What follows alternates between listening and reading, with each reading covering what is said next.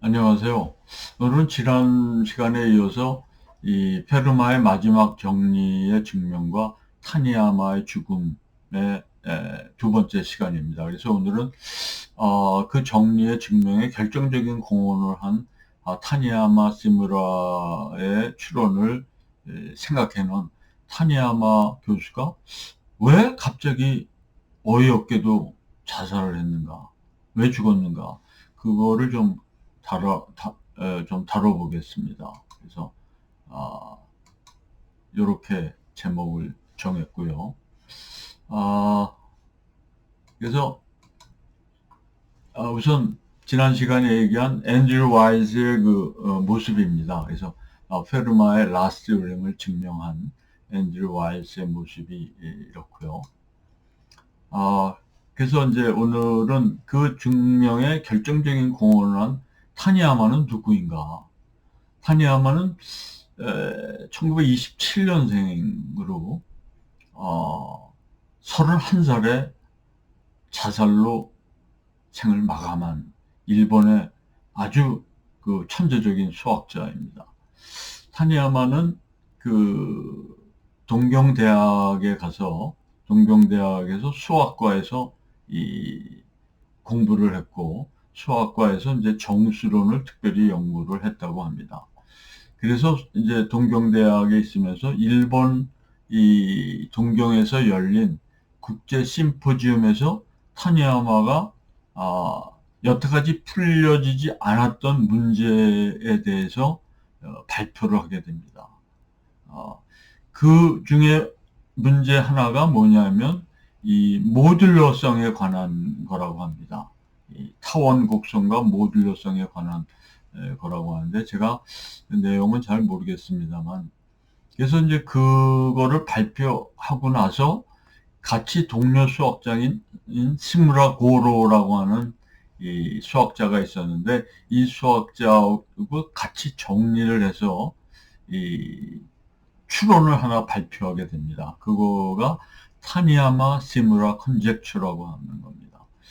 제가 컨젝처에 대해서는 이제 지난 시간에도 조금 설명을 드렸습니다만 이거는 증명되지 않은 어떤 그러한 정리의 어떤 원형이라고 그럴까요? 그 아주 러프한 이론 체계라고 할 수 있겠습니다. 그래서 이제 이게 증명이 돼야 하나의 theorem으로 이제 되는 거죠. 이, 이 결론적으로 말하면 이 타니야마 시무라의 이 컨젝처는 무려 한 40년이 지나서 90년대 말에 모듈러성이라고 하는 정리로 증명이 되게 됩니다. 한참 후의 이야기죠.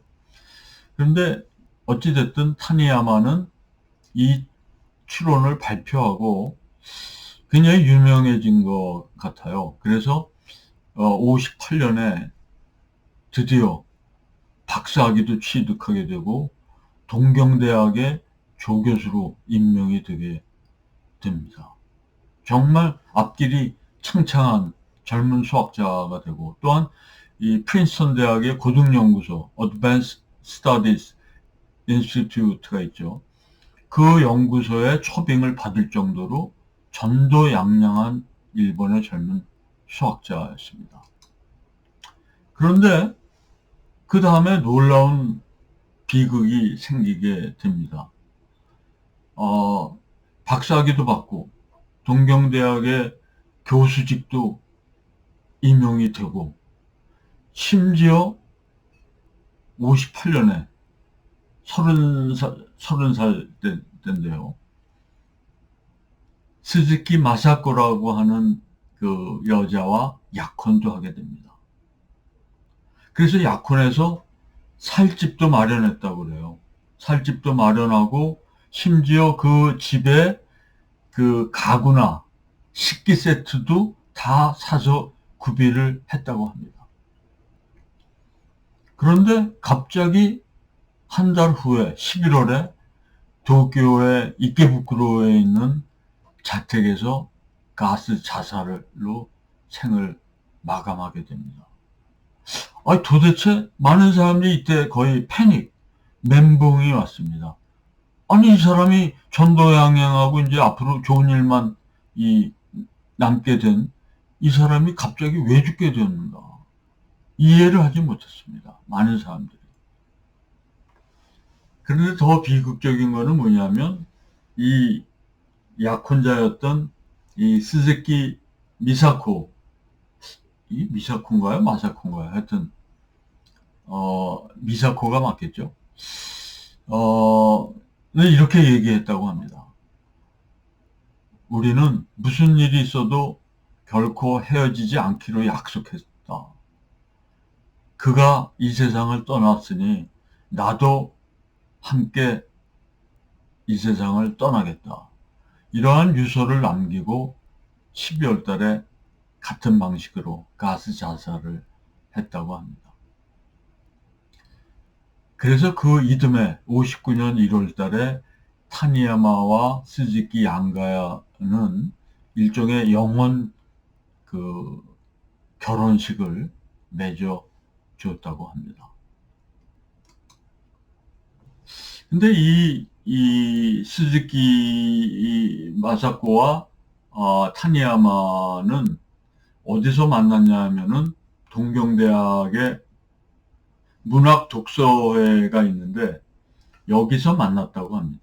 그래서 이 문학 독서회는 여러 가지 이제 고전 문학을 읽으면서 셰익스피어 같은 작품도 그 당시에 영어로 된 원전, 영어로 읽는 그런 활동도 했었는데 여기서 만났다고 합니다. 그래서 여기서 만난 그 스즈키 미사코를 만나서 이제 이 연애를 시작하게 되고 그래서 결국은 약혼도 하게 된 거죠. 근데 하여튼 이 타니야마는 독서를 굉장히 좋아했다고 그래요. 그래서 안톤 체호프와 같은 그런 작품을 좋아하고 이런 그 서구의 고전 작품들을 즐겨 읽었던 것 같습니다. 그와 같이 이제 컨젝처를 만들었던 시무라 고로라고 하는 동료 수학자는 나중에 타니야마를 회상하면서 그는 천재형인데 약간 괴팍한 그런 게으르고 괴팍한 사람이었다라고 회고했다고 합니다. 그가 인용한 재미있는 얘기는 뭐냐면 타니야마는 이상하게 특별한 재능을 갖고 있었는데 뭔가 실수를 자주 하는 형인데 그 실수는 나중에 보면 되게 올바른 방향으로 나아가는 실수였다. 이거 참 이해하기 어려운 얘기인데요. 그의 이 얘기를 더 들어보면 이제 이런 얘기죠. 그 타니야마는 여러 가지 그 생각을 하면서 그 실수를 저지른 적이 많았는데 결국에는 거기서 정답을 얻어냈다라고 하는 겁니다. 잘못된 방향인 것 같지만 나중에 보니까 그게 잘못된 방향이 아니고 옳은 방향이었다라고 하는 거죠. 그래서 이 시무라 고로 이 사람은 굉장히 아주 타니야마 반대되는 아주 착실한 사람이었던 모양인데요. 이분은 그래서 나도 타니야마처럼 그렇게 엉뚱한 생각으로 실수를 좀 해보려고 했는데 그래서 타니야마처럼 해보려고 했는데 결국 좋은 실수를 하는 거는 대단히 어렵다라고 하는 거를 나 깨달았다라고 하는 아주 알듯 모를 듯한 그러한 수레를 남겼습니다. 타니야마는 죽기 전날까지 죽으리라고 다른 사람들이 전혀 예측을 못하게 행동을 했다고 합니다. 이 사람이 내일 죽을 줄 아무도 몰랐는데 갑자기 어느 날 유서를 쓰고 세상을 떠난 겁니다. 이렇게 황당한 죽음의 배경을 그 이후에 많은 사람들이 이제 얘기를 하게 됐는데요. 유서도 남겼다고 합니다. 그래서 대학 노트 3장에 이르는 유서를 남겼는데 여기는 여러 가지 이야기를 남겨놨는데 하나는 이제 그 학문적인 이야기, 내가 앞으로 해야 될 연구와 논문에 대해서 이런 거를 좀 해달라 부탁한다. 이러한 이제 이야기가 있었고요. 또 이 타니야마는 그 책임감이 굉장히 강해서 자기가 책임지지 못할 일이 생기는 거에 대해서 굉장한 불안과 우울한 그런 생각을 많이 가졌다고 합니다. 그래서 그, 스즈키 미사코 약혼녀에 대해서도 약혼을 하고 결혼할 집도 만들어 놨지만 이 여인을 과연 내가 행복하게 해줄 수 있을까? 이거에 대한 어떤 자신감이 결여돼 있어서 굉장히 그것이 오히려 부담감으로 작용을 했다고 합니다. 또한 경제적인 어려움도 있어서 경제적인 어려움도 이 수학자로서 이걸 해결하기가 굉장히 어려울 거라고 하는 어떤 그런 미래에 대한 불안감 이런 것들도 동시에 작용을 했다고 합니다. 그래서 이 타니야마는 극도로 내성적이고 굉장히 어떤 과도한 책임감을 느끼고 또 자기 비판적이고 좀 비관적인 그러한 어떤 성향을 가졌기 때문에 이러한 것들이 이 타니야마의 미래의 부담감을 크게 만들고 어떤 장래에 대한 어떤 그러한 부담감과 책임감 때문에 갑자기 자살을 택하게 되지 않았나 사람들이 그렇게 추정을 하고 있습니다. 그러나 천재들이 대개 이러한 성향을 보이는 경우가 참 많죠. 그래서 동료 수학자들이 나중에 수리하기를 타니야마는 너무 이른 시대에 태어났다. 그래서 자기가 생각해놓은 그러한 컨젝처나 자기의 어떤 수학적인 업적들이 앞으로 어떻게 더 이어질지에 대한 혼란, 또 자신감의 상실, 이런 것들 때문에 굉장히 내적인 괴로움을 겪은 것이 원인이 아니었나 생각을 하는 것 같습니다. 그래서 그의 타니야마 시무라의 컨젝처는 40년이 지나서 90년대 말에 모듈러성 티오렘으로 증명이 될 정도였습니다. 그만큼 어려운 이 작업을 시작을 했던 것이 오히려 과도한 부담감으로 작용을 한 게 아닌가 생각이 됩니다. 아울러서 생각해 볼 거가 일본 지식인들은 자살하는 성향이 굉장히 많은 것 같아요. 대표적인 사람이 이 가와타 야스나리와 같은 노벨 문학상을 받은 사람도 결국은 가스 자살로 세상을 떠났습니다. 그리고 일본의 유명한 소설가 나자에 오사무라는 사람이 있는데 이 사람은 무려 자살을 한 4-5번 시도하다가 마지막에 성공해서 자살했는데요. 이 오사무라고 하는 사람은 아주 지방의 토호 권력이 있는 그런 아주 재산도 많은 가문에서 아주 이단아로 자라갖고 이제 그런 아주 천재적인 또 작가이기도 했고요.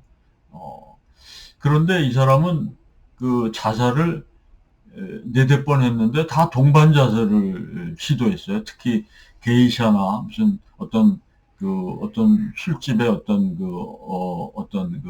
웨이트리스 같은 그런 여자랑 동반 자살을 주로 시도했는데 한 번은 동반 자살했는데 여자만 죽고 자기는 살아나서 자살 방조죄인가 뭐 무슨 그러한 죄목으로 재판도 받고 그랬었던 것 같습니다. 근데 이분의 소설이 일본에서 굉장한 인기가 많은 소설가였고 따르는 추종하는 팬들도 많고 해서 이분이 죽은 다음에 길에 이분 묘소에 모이는데 이분을 추종하는 또 젊은 군인이 거기서 또 자살을 한 그러한 경우도 있었다고 할 정도입니다.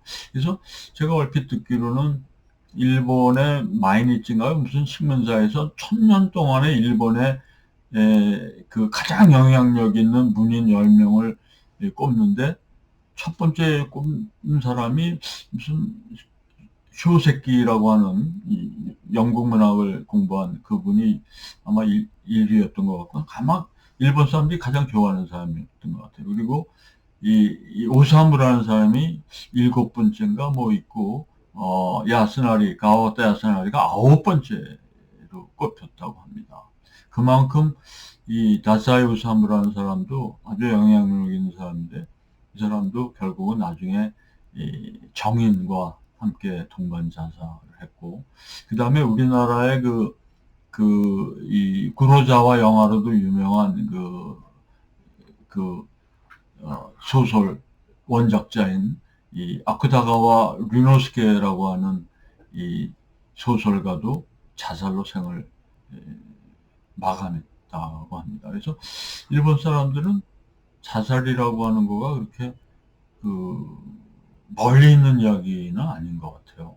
그래서 이 타니야마도 자살로 정말 31살에 정말 젊은 나이에 앞길이 창창한 그런 젊은 수학자인데 갑자기 세상을 떠나고 그 약혼자도 한 달 후에 세상을 떠나는 그러한 비극적인 삶입니다. 근데 그 타니야마의 추론으로 앤드루 와일스는 이 페르마의 마지막 정리를 증명할 수 있었다라고 하는 겁니다. 오늘은 여기서 마치려고 합니다. 네, 감사합니다.